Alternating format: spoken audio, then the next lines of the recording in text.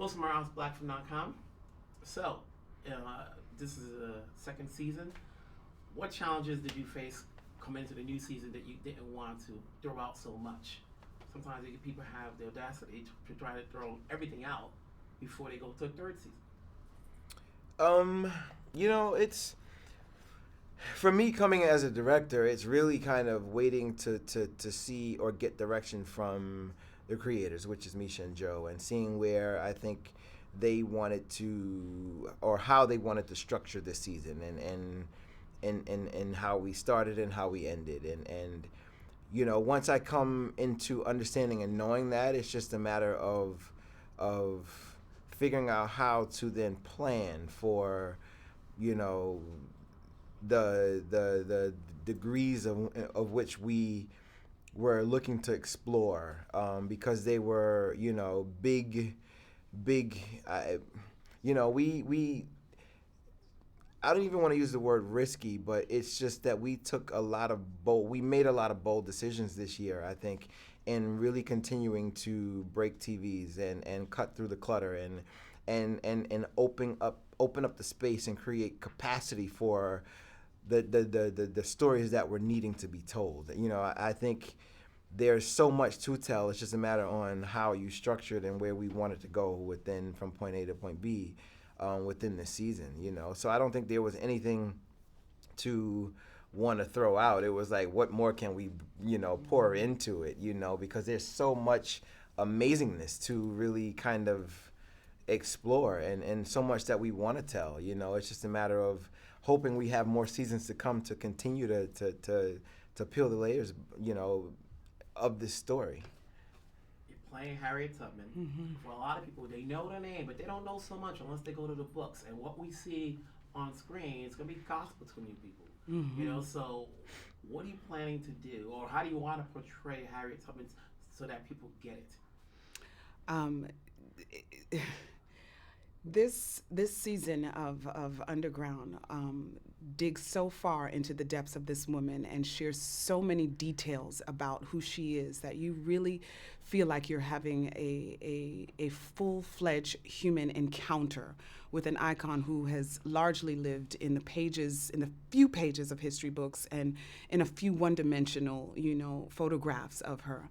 And so humanizing her for this generation is so important. I'm thrilled to embody Harriet Tubman. I feel like she knew that it was time that she made a visit to us, that she revisited us. I felt like she was in heaven, and she, was like, God, I need a day off. I need to go down there, and I need to reintroduce myself to this generation, because what she is and who she is as an entity is she's extraordinary. She's a superhuman, and it's important for this generation to get the full education of who she is beyond just the little bit of information that we get throughout our educational experience. Yes, and so I absorbed all of the literature that I could, read every book that I could order from Amazon. I read books about Frederick Douglass and William Still and John Brown, all the people that she interfaced with, just wanting to learn her story from herself, and also what people were saying about her, to sort of get this human version of her so that we could really experience her. And so what Underground is doing is creating revolutionary television. They've afforded her a platform for me to tell her story the way she told her story. She had done the heavy lifting. She had lived this courageous life, and then she lived to talk about it. And she was doing so in order to continue to raise money so that she could continue the work that she was doing. She was helping children. She was helping elderly. She was helping the disabled up until her last breath. And she was doing so by telling her story. And she would go around and basically reenact, the story of her life and what she was doing. And so this is what we're doing. She was holding what could be considered the TED Talk of the 1800s. And so in this season, episode 6, which they're calling Minty, which is her nickname because her name was Araminta Ross. Her name her mother's name was Harriet, and she took on her mother's name.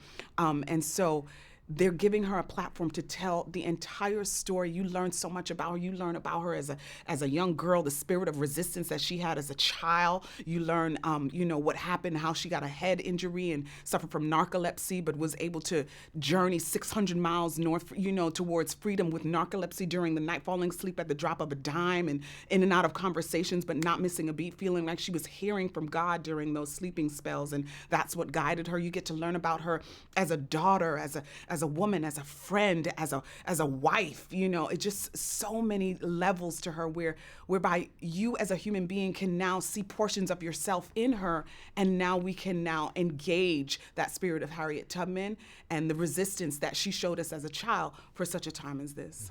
Very good. Thanks a lot. Yes. Thank you.